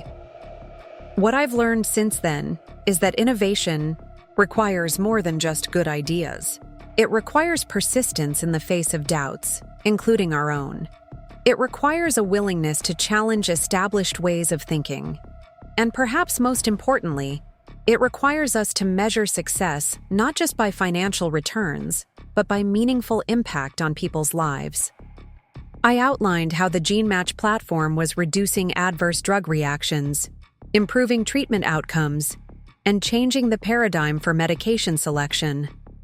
I shared stories of patients whose lives had been improved or even saved because their doctors had access to our technology. The future of healthcare lies not in one-size-fits-all approaches, but in recognizing and respecting the biological uniqueness of each individual. Our genetic makeup, our environmental exposures, our personal histories, all these factors influence how we respond to medications and treatments. By embracing this complexity rather than ignoring it, we can deliver care that is truly personalized and demonstrably more effective. I concluded by announcing GeneMatch's commitment to make our technology available to community health centers serving low-income populations at heavily subsidized rates, an initiative funded jointly by our company and the Parker Family Foundation. The applause was enthusiastic and genuine. As I stepped away from the podium, Uncle William approached, waiting until we were relatively private before speaking. "Your parents would be incredibly proud, Olivia," he said quietly. "Not just of what you've built, but of how you've built it, with integrity and purpose." Coming from Uncle William, who had once invoked my parents to criticize my choices, these words carried special significance. I blinked back unexpected tears. "Thank you," I replied simply. "That means a lot." Later that evening, as the gala wound down, Eliza found me near the terrace doors. "Remember when you couldn't afford the family trip to the Maldives?" she asked with a smile. "Now you're flying private jets and transforming healthcare." I laughed. Life takes unexpected turns. "The best part was watching everyone's faces when you arrived at last year's family retreat in your company jet," she confided. "I've never seen Uncle William so speechless." It was true. After years of commercial flights to family gatherings, even after I could afford better, I had decided to make a statement for last year's retreat at a mountain lodge in Colorado. GeneMatch had just acquired a modest business jet for executive travel to our expanding network of healthcare partners.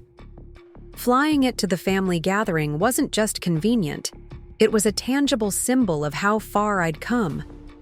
The expression on Madison's face when the Gene-matched jet touched down at the small mountain airport had been priceless. Uncle William had recovered more quickly, greeting me with a knowing nod that acknowledged the statement I was making. Even Blake seemed impressed, asking detailed questions about operating costs and utilization rates during dinner. It wasn't about showing off, I told Eliza now. It was about closing a chapter, proving to myself that I had moved beyond needing their approval. And yet you got it anyway, she observed. Uncle William practically sings your praises to anyone who'll listen these days. I smiled. Life is full of ironies. 5 years after walking out of Uncle William's penthouse, Gene Match was valued at over $800 million. We had expanded internationally, with offices in London, Singapore, and São Paulo. Our platform now covered all major medication classes and was integrated into electronic health record systems used by over 40% of healthcare providers in the United States. We had remained independent despite numerous acquisition offers, choosing instead to pursue our vision of transforming medication selection through personalized genetic information. The work remained challenging and complex, but the impact was undeniable. Thousands of avoided adverse reactions, improved patient outcomes, and healthcare cost savings measured in the billions. As for me, I had grown into my role as CEO of a major healthcare technology company. I still worked long hours and remained deeply involved in strategic decisions, but I had built a leadership team that shared my vision and values. I had also, somewhat to my surprise, found balance, making time for relationships, hobbies, and even occasional vacations that weren't tied to Parker family obligations. One such vacation took me to a secluded beach resort in Thailand. Away from the demands of running Gene Match, I finally had time to reflect on the journey of the past 5 years. The anger and resentment I had once felt toward my family had largely dissolved, replaced by a more nuanced understanding of our dynamics and motivations. Uncle William, I realized, had not been cruel for cruelty's sake when he dismissed my work. He had been operating from a limited framework of what success looked like, unable to value what he couldn't measure in traditional terms. Madison's mockery had masked her own insecurities about following the prescribed Parker path without question. Blake's skepticism had been partially justified given the long odds facing any startup, especially one in the heavily regulated healthcare space. Understanding didn't erase the hurt they had caused, but it allowed me to view our relationships with greater compassion. They had been wrong about me, but I had also been wrong about them, assuming they couldn't change, couldn't learn, couldn't grow beyond their narrow perspectives. As I watched the sunset over the Andaman Sea, my phone buzzed with a text from Uncle William. Board-approved expansion of the Women in STEM Fund to $25. Thought you'd want to know. Your influence continues to ripple through Parker Investments. I smiled, typing back. Good decision. The returns on the initial investments have been impressive. Not just financially, came his reply.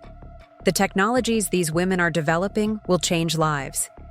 You taught us to value that kind of impact. 5 years earlier, such an acknowledgement would have seemed impossible. William Parker admitting that I had taught the family anything of value. Now it felt like a natural evolution of our relationship, a testament to how far we had all come. I put away my phone and turned my attention back to the sunset, content in the knowledge that I had not only proven my worth, but had helped redefine what worth meant to the Parker family. They had laughed when I couldn't afford the family trip. They had fallen silent when my private jet arrived. But the true victory was in changing the conversation entirely, shifting the focus from status and appearances to impact and purpose. That evening, I made a decision. The next Parker family vacation would be different. Instead of a luxury resort or private island, I would propose something more meaningful. Using the family's resources and connections to establish a medical clinic in an underserved community, equipped with Gene Match's technology to ensure patients received appropriate medications regardless of their economic status. It would be a different kind of statement than arriving in a private jet. one that reflected the values I had fought to uphold throughout my journey. And I had a feeling that the Parkers of today, unlike the Parkers of 5 years ago, might just be ready to embrace it. The advisory committee's strong recommendation led to FDA approval of the GeneMatch platform 6 months later. The official letter arrived on a Thursday morning as our entire team gathered in the main conference room, watching anxiously as I opened the email. The moment I announced the approval, the office erupted in cheers, applause, and more than a few tears. This was the culmination of years of work, setbacks, persistence, and unwavering belief in our mission. The FDA approval catapulted GeneMatch into healthcare's spotlight. We were no longer just a promising startup, but a validated medical technology with regulatory clearance to transform medication selection across the country. Our phones rang constantly with inquiries from hospital systems, pharmaceutical companies, insurance providers, and investors. Media outlets from specialized healthcare publications to mainstream business magazines wanted interviews and feature stories. Within months, our team expanded to 80 people, occupying 3 floors of our Brooklyn building. We established dedicated departments for clinical integration, provider education, regulatory affairs, and ongoing research and development. The algorithm continued to improve as we gathered more data, expanding to cover additional medications and refining its predictions for various patient populations. 8 months after approval, GeneMatch had been implemented in over 50 major healthcare systems nationwide. Preliminary outcomes data showed a 63% reduction in serious adverse drug reactions and a 41% decrease in medication switches due to ineffectiveness or side effects. These results translated into better patient experiences, reduced healthcare costs, and growing recognition of pharmacogenomics as an essential component of personalized medicine. Our success attracted acquisition interest from pharmaceutical giants, healthcare conglomerates, and technology companies. The offers were staggering, several approaching $1 billion, but I remained committed to maintaining GeneMatch's independence. We had built this company with a specific vision, making medication selection safer and more effective for all patients. I wasn't convinced that vision would survive within a larger corporate structure with different priorities and pressures. Instead of selling, we pursued strategic partnerships that allowed us to expand our impact while retaining control of our technology and direction. We licensed our platform to pharmaceutical companies for use in clinical trials, formed alliances with electronic health record providers for seamless integration, and collaborated with academic researchers to advance the field of pharmacogenomics. Throughout this period of explosive growth, my relationship with the Parker family continued to evolve. Uncle William proved to be a valuable advisor and advocate, opening doors with his extensive network and providing perspective on strategic decisions. Blake, with his financial acumen, helped us navigate complex partnership structures and valuation models. Even Madison, who had once dismissed my little app, now proudly mentioned her cousin's company at social events. The annual Parker family vacations, once a source of humiliation, became opportunities for genuine connection. I no longer felt like an outsider trying to prove my worth. Instead, I was respected for my accomplishments, sought out for my perspective, and valued for my contribution to both the family's business interests and its evolving definition of success. 5 years after that fateful evening when I'd walked out of Uncle William's penthouse, I received a call from him that would take our relationship in an unexpected direction. "Olivia, I need to discuss something important with you," he began, his tone unusually hesitant. "It's about Parker Investments. Can we meet privately?" We arranged to have dinner at a discreet restaurant in Tribeca the following evening. When I arrived, Uncle William was already seated in a quiet corner, nursing a scotch and looking uncharacteristically worn. "Thank you for coming," he said as I took my seat across from him. "What I'm about to share isn't public knowledge yet." I nodded, immediately concerned by his demeanor. "What's going on?" He took a deep breath. "I've been diagnosed with early-stage Parkinson's disease." The news hit me hard. Despite our complicated history, Uncle William had become an important figure in my life. A mentor, an ally, and in recent years, something closer to the uncle he was always meant to be. "I'm so sorry, William," I said, reaching across the table to briefly touch his hand. "What's the prognosis?" "Manageable for now with medication," he replied with forced practicality, "but progressive, as you know. The neurologist thinks I have several good years ahead, but eventually."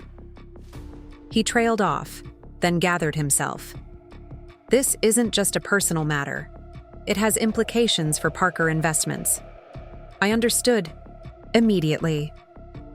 William Parker was the firm's driving force, its visionary, its public face. His eventual decline would create significant challenges for the company's leadership and direction. "The board is aware of my diagnosis, and we've been discussing succession planning," he continued. "Blake is well positioned for an operational leadership role, but he lacks certain qualities needed at the strategic level." I nodded, understanding this assessment. Blake was methodical and analytically sharp, but he didn't possess his father's vision or ability to identify transformative opportunities. "We need to strengthen our healthcare and technology divisions," Uncle William said, coming to the point. "They represent our growth areas for the next decade, and their sectors undergoing fundamental disruption. I need someone who understands both the technical aspects and the commercial landscape. Someone who can evaluate emerging technologies and guide our investment strategy." I stared at him, suddenly realizing where this conversation was heading. "William, are you? I'd like you to join Parker Investments as managing partner for healthcare and technology innovation," he stated directly, "working alongside me initially and eventually taking full leadership of those divisions." The proposal was stunning. 5 years earlier, he had offered me an entry-level position that I'd rejected to pursue my own path.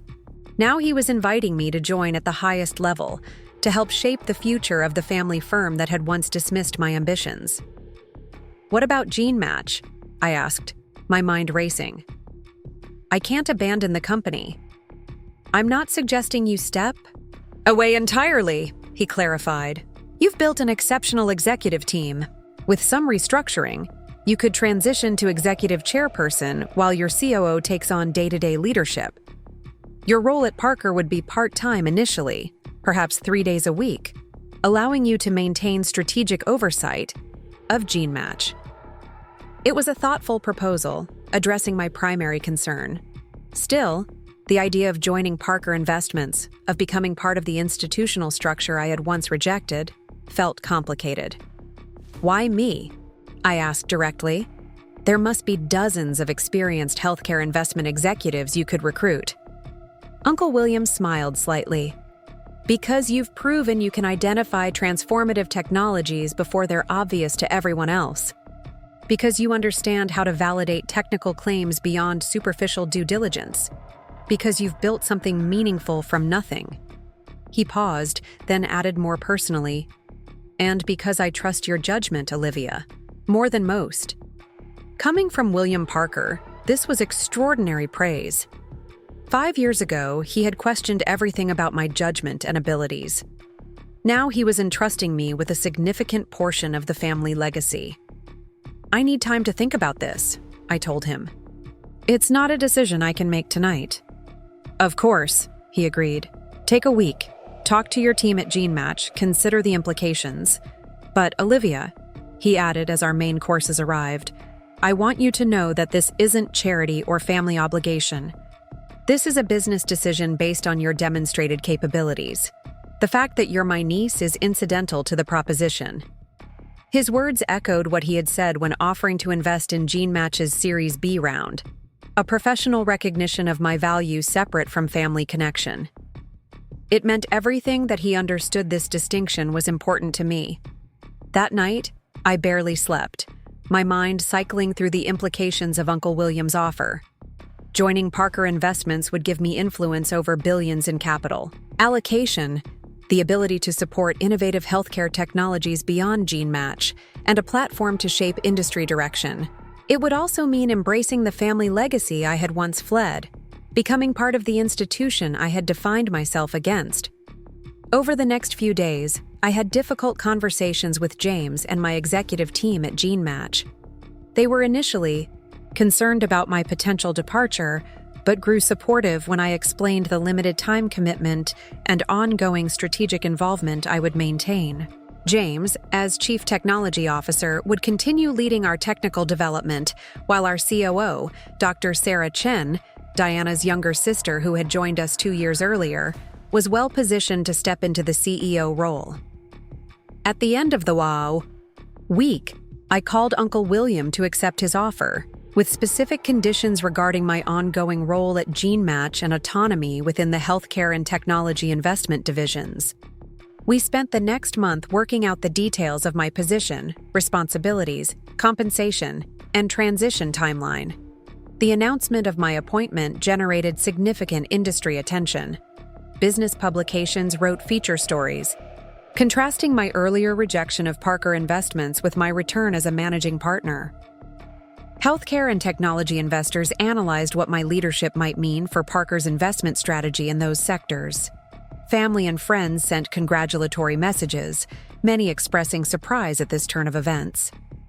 Madison's text was particularly amusing. From family rebel to Parker executive. Plot twist nobody saw coming. Proud of you, cuz. My first day at Parker Investments felt surreal. The firm occupied the top floors of a gleaming Manhattan tower with views extending across the city and beyond. Uncle William's assistant showed me to my new office, a corner space with floor-to-ceiling windows, elegant furnishings, and a view of Central Park that rivaled his own. "Mr. Parker asked me to give you this," she said, handing me an envelope before leaving me to settle in. Inside was a handwritten note from Uncle William. Olivia. "Welcome to Parker Investments. This office was once occupied by your grandfather, who built our healthcare division from nothing in the 1970s. He would be immensely proud to see you here, though perhaps not surprised. He always said the strongest Parkers were those who found their own path before joining the family enterprise. I was wrong about many things 5 years ago, but especially in my narrow definition of contribution and success.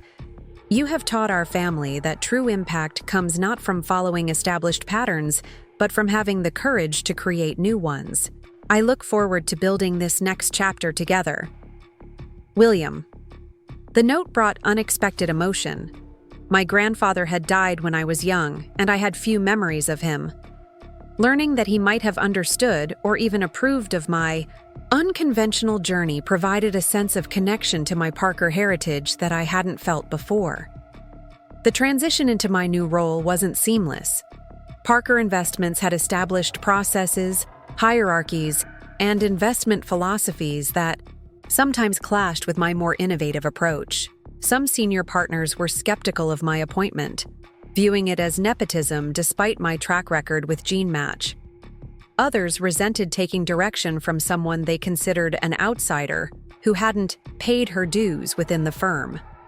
Uncle Tui, William supported me through these challenges, using his influence to create space for my leadership to take root.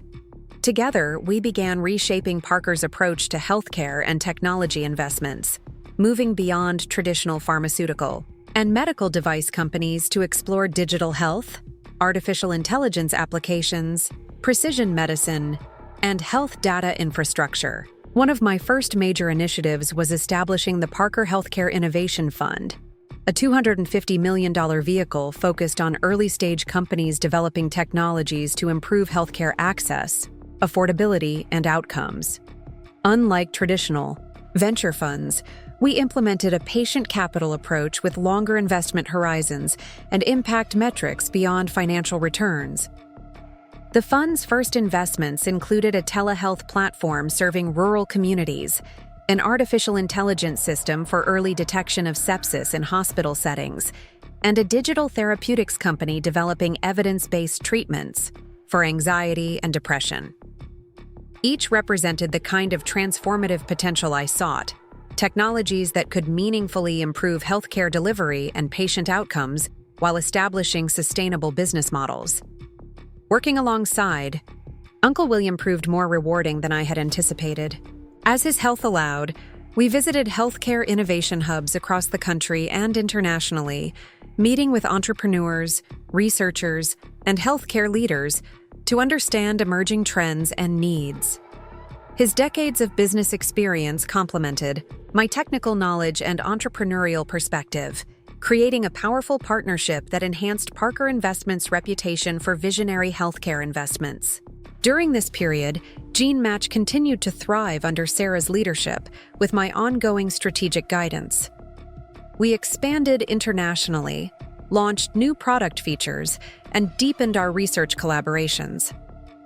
The company reached a valuation of $2 billion, officially achieving unicorn status, and was recognized as one of the most influential healthcare technology companies of the decade. I maintained my connection to GeneMatch's daily operations through weekly meetings with the executive team and monthly deep dives into our product development and research initiatives. This balance, spending 3 days at Parker Investments and 2 at GeneMatch, provided intellectual stimulation and impact at different scales, directly improving patient care through GeneMatch while shaping the broader healthcare ecosystem through Parker's investment activities. 2 years into my tenure at Parker Investments, Uncle William's Parkinson's symptoms began to progress more rapidly than expected. His handwriting became increasingly difficult to read, his movements more labored, and his energy depleted more quickly. While his mind remained sharp, the physical manifestations of the disease made regular office work challenging. During this period, our relationship deepened beyond professional collaboration. I often visited his home in the evenings, bringing updates on investment activities, but also sharing meals, stories, and reflections on life beyond business. He spoke more openly about his hopes for Parker Investments' future, his concerns about legacy, and his regrets, including how he had treated me years earlier. I was trapped in a narrow vision of success, he confided during one such evening. Anything that didn't fit the pattern seemed threatening, including your approach. I couldn't see that innovation requires breaking patterns, not reinforcing them. These conversations helped me understand the man beyond the intimidating uncle who had once dismissed my dreams. I learned about his own early struggles, the pressure he had felt to live up to his father's expectations, and the sacrifices he had made for the family business. This context didn't erase our difficult history, but it made it part of a more complex, human narrative that allowed for growth and reconciliation. As Uncle William's health declined, the Parker family dynamics shifted again. Blake stepped up admirably to take on additional operational responsibilities within the firm. Madison, who had recently completed an MBA focused on sustainable business, showed renewed interest in the family enterprise, particularly our impact investment initiatives. Eliza, always the most emotionally intelligent of the cousins, became the family connector, ensuring Uncle William remained engaged despite his physical limitations. Even Aunt Vivian, who had once viewed me with thinly veiled disapproval, softened considerably. During a family dinner celebrating GeneMatch's 5-year FDA approval anniversary, she took me aside with uncharacteristic warmth. "William always speaks of you with such pride now," she said, her eyes bright with emotion. "He tells everyone that you've transformed our investment approach, that you see possibilities others miss." She hesitated, then added quietly, "I want you to know that I was wrong too, Olivia. We all were." These moments of recognition and reconciliation, while meaningful, weren't what drove me anymore. The validation I had once craved from the Parker family had been replaced by a deeper sense of purpose, using my position to advance healthcare technologies that could improve countless lives. The Parker name and resources were now tools for this mission rather than measures of my personal worth. 3 years after joining Parker Investments, I led the firm's largest healthcare investment to date, a $400 million funding round for Integrative Health Systems, a company pioneering interoperable health data infrastructure to connect disparate electronic health records diagnostic systems, and monitoring devices. This investment recognized that the future of healthcare would depend on secure, seamless data exchange that empowered both providers and patients. The investment garnered significant attention not just for its size, but for its strategic vision. Industry analysts noted that Parker Investments, under my leadership, had shifted from traditional asset-focused healthcare investments to a forward-looking approach centered on health data, artificial intelligence, and personalized medicine. Infrastructure. At the press conference announcing the investment, a reporter asked about my journey from rejected family member to healthcare investment leader. How does it feel to return to the family firm that once dismissed your business vision? I considered my answer carefully. This isn't about vindication or coming full circle, I replied. It's about evolution, both mine and Parker Investments. We've all learned that innovation requires challenging established patterns, not just reinforcing them. The firm now recognizes that transformative healthcare technologies often come from unexpected places and unconventional thinkers. My role is to help identify and support those innovations, regardless of whether they follow traditional paths. The answer seemed to satisfy the reporter, but privately, I reflected on how much had truly changed. 6 years earlier, I had stood in Uncle William's penthouse, being told I contributed nothing of value. Now I directed billions in capital toward technologies that could transform healthcare for generations. The symmetry wasn't lost on me, but neither was the growth that had occurred on both sides to make this evolution possible. That evening, after the press conference and subsequent meetings, I made my way to Uncle William's apartment. His condition had deteriorated further in recent months, requiring in-home care and adjustments to his living space. Despite these challenges, he insisted on regular briefings about firm activities and maintained sharp insights on investment strategy. I found him in his study, seated in a specially designed chair that helped accommodate his increasingly limited mobility. His expression brightened when he saw me, though the smile came more slowly and with greater effort than before. "Olivia," he greeted me, voice softer but still carrying his characteristic authority. "I watched the press conference. You handled yourself beautifully." "Thank you," I replied, taking a seat across from him. The Integrative Health Systems investment has generated exactly the kind of attention we hoped for. It positions Parker as a leader in next-generation healthcare infrastructure. He nodded slowly. More importantly, it represents the future, connecting fragmented systems, enabling true personalized medicine, building foundations rather than just products. He paused, gathering strength for his next thought. "It's precisely the kind of vision I lacked when I dismissed your work years ago." I shook my head slightly. "That's ancient history now, William." "Perhaps," he acknowledged, "but history shapes the present. My narrow thinking nearly cost this family its most innovative member. If you hadn't been so determined, if you hadn't proven me wrong so thoroughly, then we wouldn't be having this conversation," I finished for him, "and I wouldn't be leading Parker's healthcare investments, and GeneMatch might not exist. But dwelling on what might have been serves no purpose." He smiled faintly. "Always. Practical. Very Parker of you, despite everything." I laughed at the irony. After years of being told I wasn't Parker enough, now my pragmatism was being attributed to my family heritage. "Speaking of practical matters," Uncle William continued, his tone shifting to something more serious, "the board will be announcing changes to the firm's leadership structure next month.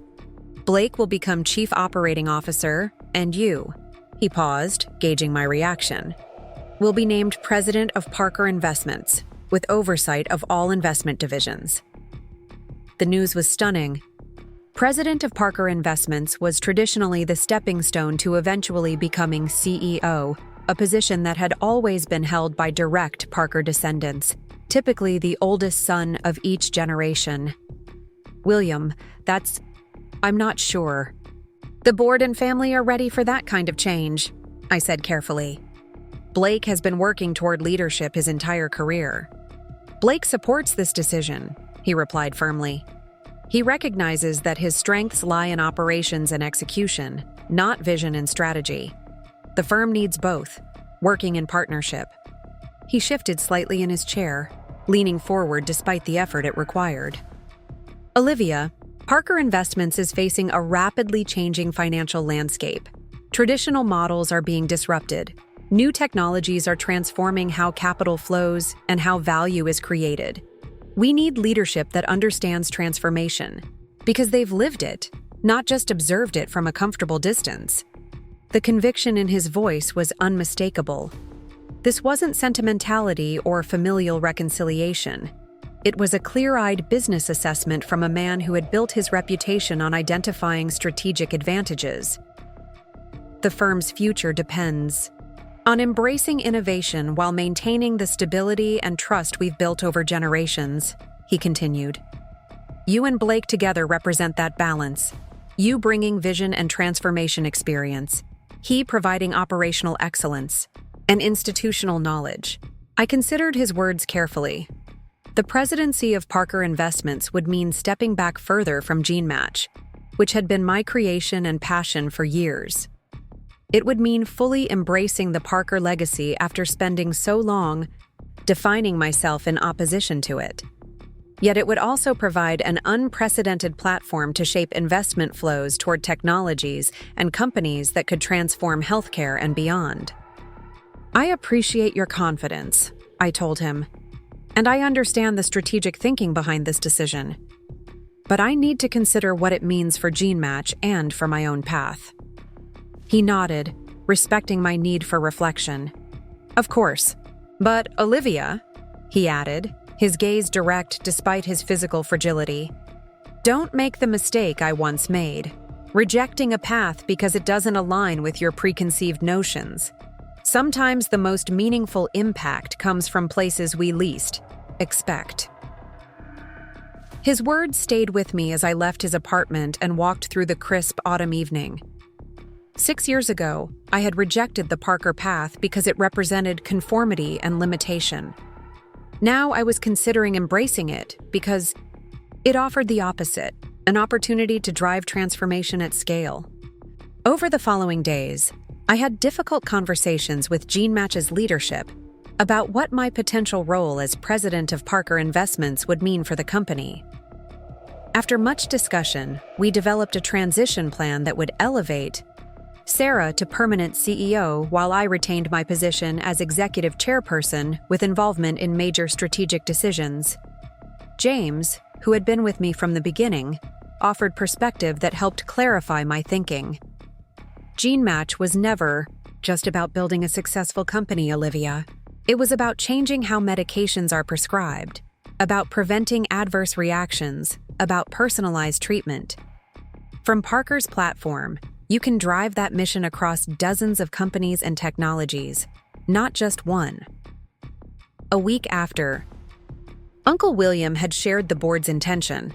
I accepted the nomination to become president of Parker Investments. The announcement was made at a special board meeting, with family members present either in person or virtually. Blake stood beside me as we outlined our shared vision for the firm's future. A powerful combination of innovation and tradition, risk-taking and stability, transformation and continuity. The business press covered the announcement extensively, many noting the unlikely journey from my rejection at that family gathering 6 years earlier to assuming leadership of the very institution that had once dismissed my vision. One headline captured it particularly well. From outcast to president, how Olivia Reed transformed Parker Investments' approach to innovation. In private moments, I sometimes marveled at the improbable path my life had taken. The humiliation of not being able to afford that family trip to the Maldives had sparked a determination to prove my worth on my own terms. That determination had led to GeneMatch, to FDA approval, to using the company jet to attend family gatherings, and ultimately to helping transform the very definition of success within the Parker family. 6 months after becoming president of Parker Investments, I stood on the tarmac of a private airfield, watching as the Parker family jet descended for landing. This time, however, I wasn't arriving to make a statement. I was waiting to welcome the family members who would join me for a very different kind of trip. Instead of a luxury vacation, I had organized something more meaningful: a 3-day exploration of healthcare innovation hubs serving underserved communities. We would visit rural telehealth centers utilizing GeneMatch's pharmacogenomic platform, urban clinics implementing AI diagnostic tools from our portfolio companies, and research facilities developing next-generation technologies with Parker Innovation Fund support. As the jet taxied to a stop and family members began descending the stairs, Blake and his wife, Madison with her new healthcare startup co-founder, Eliza and her husband, even Aunt Vivian supporting Uncle William as he carefully navigated the steps, I felt a profound sense of evolution. The Parkers, who had once laughed at my inability to afford their luxury trips, were now joining me to witness the real-world impact of the vision they had dismissed.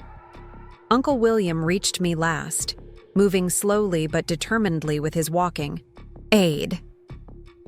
Despite his physical limitations, his eyes were sharp and aware as ever. "Quite a different family trip than the Maldives," he observed with a small smile. "More meaningful, I hope?" I replied. He nodded, looking past me to the waiting vehicles that would transport us to our first site visit. "The Parkers have always measured success in terms of financial returns and social standing," he said quietly.